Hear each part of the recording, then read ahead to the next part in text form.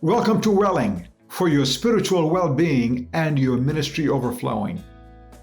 Have you ever moved to a new country? Not just been there or visited as a tourist, but actually relocated there. It's a pretty difficult task. We call it culture shock. It is different. You are like the foreigner. You can't communicate well. You're not understood well.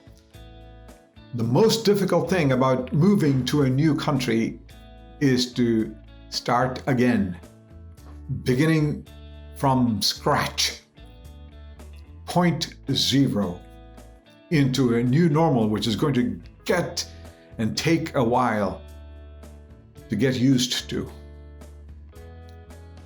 That is the dominant metaphor of this series on Galatians chapter 2, verse 20.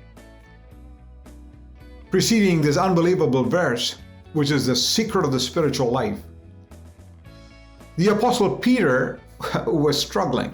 Yes, he was in a new country, but he was trying to live in the old way in a new country, living with old allegiances and old appearances. And the Apostle Paul said, no, that's not the way to live. It's going to kill you. I tried to live that way. Even living in the old country was not enough. He said in verse 19 of Galatians 2, for through the law I died to the law. That's over, so that I might now live to God in a new way, in the new zone. You can't live like that, Peter, because there are only two options. You have the old option and a new option. The old state was the law state. The new state is the faith state. A state is a political boundary with an established government, with authority over both internal affairs and external foreign policy. It is a new government. It's a different principle, new politics, new economics, new culture. You cannot live in the new state with the old state. It's a new politics, and spiritually speaking, it's a new government. Christ is in control, not self. It's new economics. Christ is our resource, not we ourselves. It's a new culture, new practices, new patterns, not the approach of works to gain merit with God and recognition. Because in the old self, you had to live by self. It was a self-powered, egocentric way of living, transactional, short-term, breeding fear and insecurity. Never a good enough strategy. You try to get the most that you can, win a little bit here or there, but rarely a thought for a long-term relationship. You're living by self to God, meeting the demands of the law and meeting the demands of your ego. Says, you can't live that way.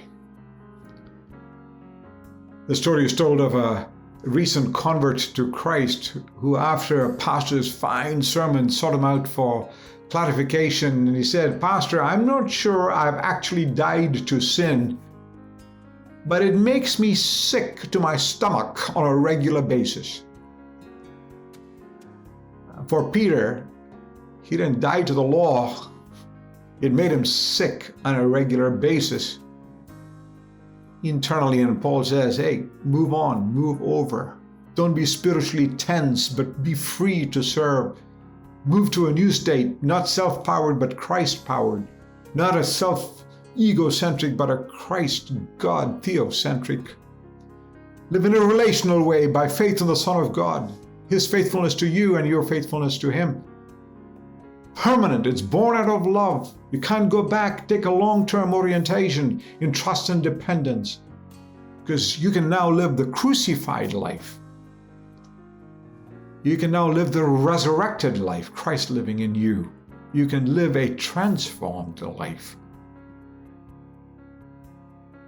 The former two I's, the capital I's, the prideful, egotistical I, they're gone. A new set of I's. These are the lowercase, personal I's, not prideful. The psychological I's, through which you live, because the old law working in me appealed to my flesh. To use my performance as a standard, my own ability to meet God's standards and revel in it and derive satisfaction. And how I merited his recognition from my performance says, no, it's a new situation. Christ is working in me internally. It really appeals to my weakness. It acknowledges that I'm unable by my ability, but Christ living in me is a new reality. I derive satisfaction not by my merit, but by his work in me.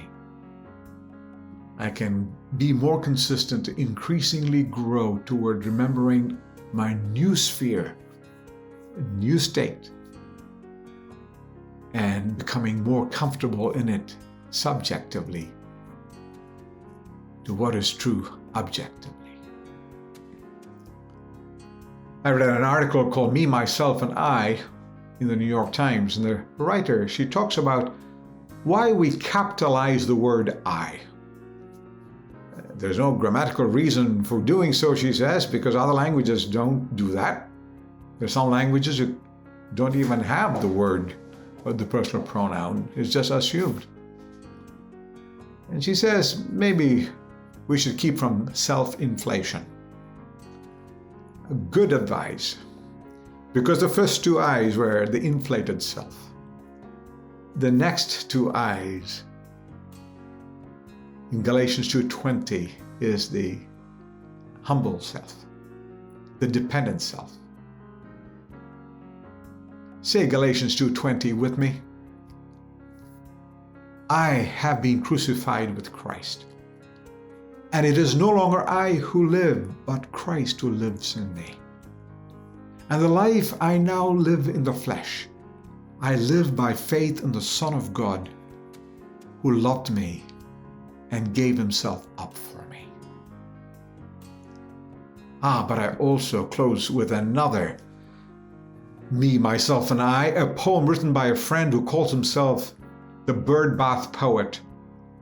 Listen carefully to these words, you will enjoy them. Maybe listen to this poem a couple of times, and maybe the whole series a couple of times. Me, Myself, and I. Listen to this. I lined up those three musketeers, me, myself, and I, told them there was a funeral planned, informed them they must die. Me stood up and protested first, proclaiming he had more lives, like a cat he would live again, declaring the funeral a lie. Myself and I quickly chimed in, wasn't there a different way they would cooperate with Jesus, keeping their wills at bay? Their collective clamoring continued strong. They desperately wanted to live. I pondered hard on my execution plan, thinking their deaths I could give.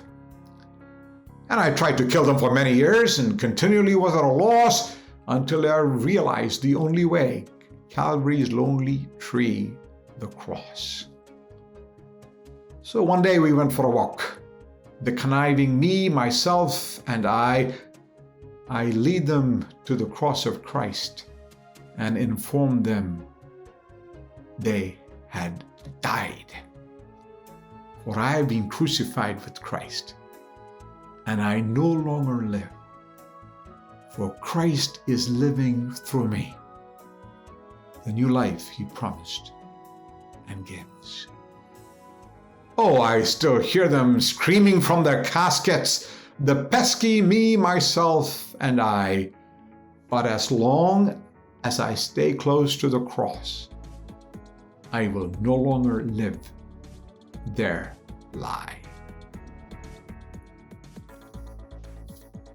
4 I's. I, uppercase, I, lowercase.